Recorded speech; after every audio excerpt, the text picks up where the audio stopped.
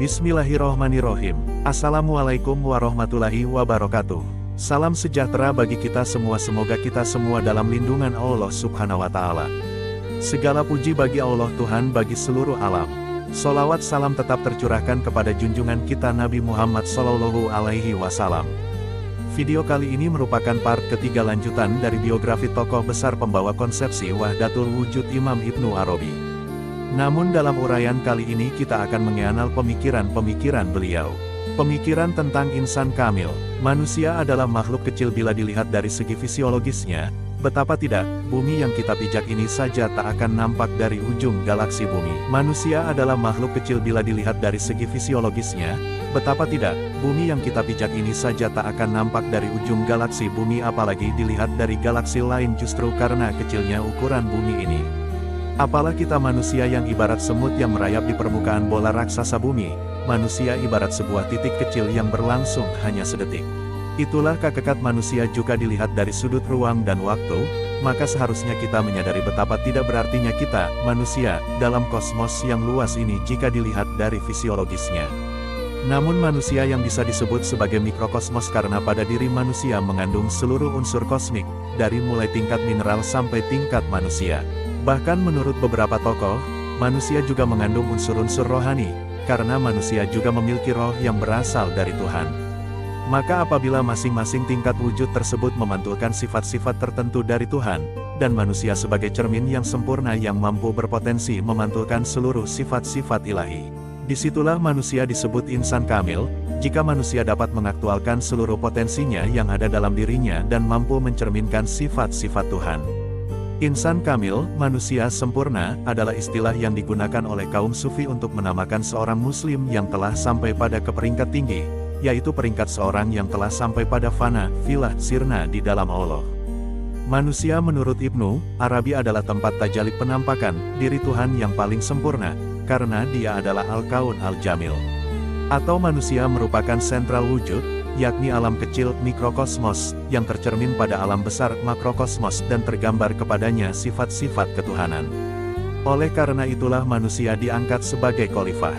Pada diri manusia terhimpun rupa Tuhan dan rupa alam, di mana substansi Tuhan dengan segala sifat dan asmanya tampak padanya, dia dalam sebuah cermin yang menyingkapkan wujud Allah Ta'ala. Secara umum, istilah insan kamil sering dimaknai orang sebagai manusia sempurna. Menurut Al-Jili, murid Ibnu Arabi, insan kamil adalah roh Nabi Muhammad Sallallahu Alaihi Wasallam yang mengkristal dalam diri para nabi sejak Nabi Adam hingga Nabi Muhammad.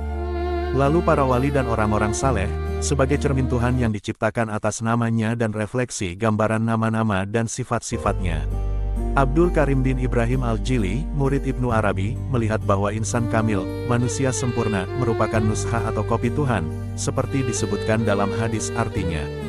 Allah menciptakan Adam dalam bentuk yang maha rahman. Hadis lain menyebutkan artinya, Allah menciptakan Adam dalam bentuk dirinya. Menurut Arberi, konsep insan kamil Al-Jili dekat dengan konsep hulul al-halaj dan konsep Ittihad Ibn Arabi, yaitu integrasi sifat lahut dan nasut dalam suatu pribadi sebagai pancaran dari Nur Muhammad. Adapun Ibnu Arabi mentransfer konsep hulul al-halaj dalam paham Ittihad ketika menggambarkan insan kamil sebagai wali-wali Allah, yaitu diliputi oleh Nur Muhammad.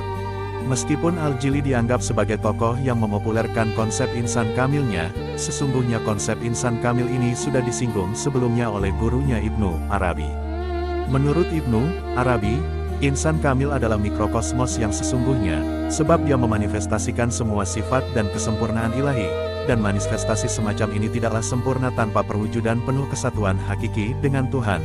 Insan kamil adalah miniatur dari kenyataan. Dan yang dimaksud insan kamil menurut Ibnu Arabi seperti yang dijelaskan dalam kitabnya Fusus Al-Hikam adalah Ain Al-Haq, artinya manusia adalah perwujudan dalam bentuknya sendiri dengan segala keesaannya berbeda dengan segala sesuatu yang lain, meskipun Al-Haq Tuhan Ain segala sesuatu, tetapi segala sesuatu itu bukan Ain zatnya karena ia hanya perwujudan sebagian asmanya, bukan Tuhan bertajali menampakkan diri pada sesuatu itu dalam bentuk zatnya. Dan apabila kamu berkata insan maka maksudnya adalah manusia sempurna dalam kemanusiaannya, yaitu Tuhan bertajali menampakkan diri dalam bentuk sifat dan asmanya sendiri, itulah yang disebut dengan Ainnya. Al-Insan Al-Kamil, manusia sempurna, dalam pandangan Ibnu Arabi tidak bisa dilepaskan kaitannya dengan paham adanya Nur Muhammad seperti ditegaskan. Ketahuilah bukanlah yang dimaksudkan dengan al-insan kamil kecuali Nur Muhammad, yaitu roh ilahi yang dia tiupkan kepada Adam. Oleh karena itu Adam adalah esensi kehidupan dan awal kejadian manusia. Katakanlah Nabi Muhammad SAW adalah insan kamil yang paling sempurna. Al-Hakikah Al-Muhammadiyah, dan dengan hakikat Muhammad inilah orang bisa mencapai derajat insan kamil. Pemikiran tentang tajalli. Menurut Ibnu Arabi, wujud yang mutlak adalah wujud Allah, tapi wujud zat yang mutlak belum bisa disebut sebagai Tuhan.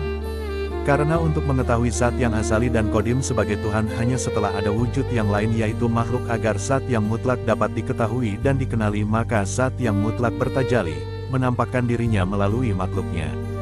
Dengan bertajalli tidak mempengaruhi kemutlakannya.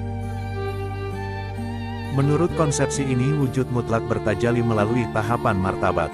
1. Martabat ahadiyah, yaitu zat dalam keadaan mutlak tunggal ahad, atau kesatuan mutlak yang disebut martabat zatiyah dalam citranya yang demikian. Zat tidak bernama dan tidak ada atribut. Maka menurut Ibnu Arabi, zat yang mutlak sebagai substansi merasa perlu untuk memanifestasi ke dalam sifat atau atribut agar dapat diketahui dan dikenali. Dalam gambaran yang demikian maka ahadiyah belum bisa disebut Tuhan karena dia berada di luar bukti. Dia sendiri adalah bukti bagi eksistensi dirinya sendiri yang dimanifestasikan dalam ayan dari wujud-wujud kontingen. Bagaimana dibuktikan eksistensi dirinya sebagai Tuhan? Karena yang ada cuma dia, tidak ada eksistensi apapun selain dia. Bahkan tidak ada istilah ada di keberadaan semua yang ada, yakni satu zat yang tunggal. 2. Martabat wahdah juga disebut martabat tajalli zat atau faid akdas, yakni ketika zat yang tunggal bertajalli melalui sifat dan asma.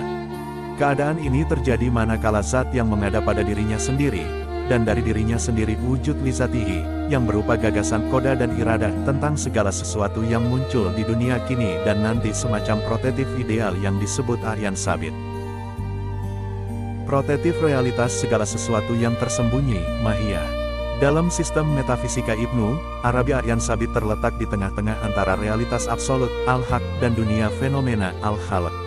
Aryan adalah ada yang pertama melalui tajalli sehingga ia menyebutnya sebagai al-mafati al-awal atau mafati al-goib. Penamaan ini dihubungkan dengan surat Al-An'am 59. Selanjutnya Ibnu Arabi menyatakan bahwa sifat dan asma bukan zat tetapi tidak di luar zat, yang pada posisi lain ia adalah hakikat alam empiris.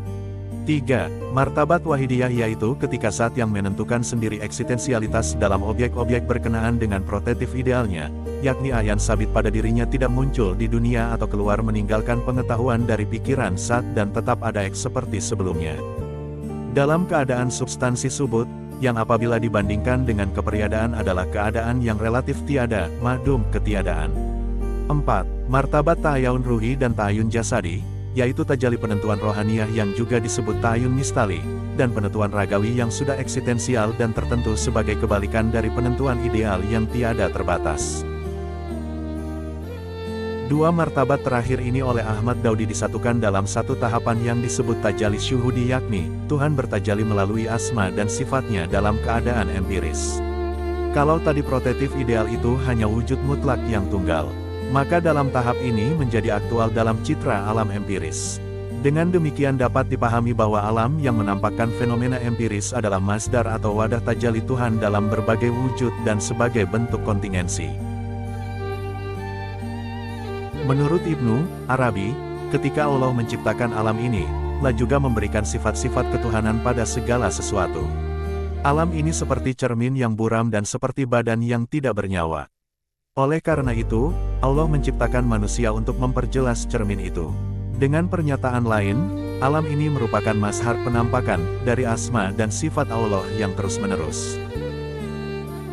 Tanpa alam, sifat dan asmanya itu akan kehilangan makna dan senantiasa dalam bentuk zat yang tinggal dalam kemujaratan kesendiriannya yang mutlak yang tidak dikenal oleh siapapun. Dalam Fusus Al-Hikam ia menjelaskan, wajah itu sebenarnya hanya satu, tetapi jika Anda perbanyak cermin, ia pun menjadi banyak. Dan untuk memperkuat pendapatnya itu ia merujuk sebuah hadits. Aku pada mulanya adalah pembendaharaan yang tersembunyi, kemudian aku ingin dikenal, maka kuciptakan makhluk. Lalu dengan itulah mereka mengenal aku. Ibnu Arabi memandang hanya ada satu realitas tunggal di alam fenomena ini, yakni Allah. Adapun alam fenomena yang serba ganda ini hanyalah sebagai wadah tajalinya. Hubungan antara yang real dengan yang fenomena di sini merupakan hubungan antara yang potensial dan yang aktual, di mana peralihan antara yang pertama dan berikutnya itu terjadi di luar patokan ruang dan waktu, karena tajalinya Tuhan itu terjadi sebagai proses abadi yang tiada henti-hentinya. Dikatakan oleh Ibnu Arabi bahwa sebab terjadinya tajali Allah pada alam ialah karena dia ingin dikenal dan ingin melihat citra dirinya. Untuk itu ia memanifestasikan nama-nama dan sifat-sifatnya pada alam. Dengan demikian, alam fenomena ini merupakan perwujudan dari nama dan sifat-sifat Allah. Tanpa adanya alam ini, nama-nama dan sifat-sifat itu akan kehilangan makna dan akan senantiasa berada dalam bentuk potensialitasnya pada zat Tuhan. Demikian pula zat mutlak itu sendiri akan tetap di dalam kesendiriannya tanpa dapat dikenal oleh siapapun. Disinilah letak urgensi wujud alam sebagai wadah tajali ilahi, yang padanya Tuhan melihat citra dirinya dalam wujud yang terbatas. Akan tetapi alam empiris yang serba ganda ini berada dalam wujud yang terpecah-pecah, sehingga tidak dapat menampung citra Tuhan secara sempurna dan utuh. Bagian-bagian alam ini merupakan wadah tajali dari bagian tertentu pada nama-nama dan sifat-sifat Tuhan. Jadi alam ini masih merupakan bentuk tanpa ruh, atau laksana cermin buram, yang belum dapat memantulkan gambaran Tuhan secara sempurna atau paripurna. Tuhan baru dapat melihat citra dirinya secara sempurna dan utuh pada Adam, manusia, sebagai cermin yang terang atau sebagai ruh dalam jasad. Pemikiran tentang tajali, akan tetapi tidak semua manusia termasuk dalam kategori ini. Yang dimaksud dengan manusia di sini adalah insan kamil, yang pada dirinya tercermin nama-nama dan sifat-sifat Tuhan secara sempurna. Dan manusia sempurna dijadikan Tuhan ruh alam, segenap alam ini tunduk kepadanya karena kesempurnaan insan kamil tersebut. Bersambung, nantikan part selanjutnya. Mohon maaf bila ada kesalahan. Wassalamualaikum warahmatullahi wabarakatuh.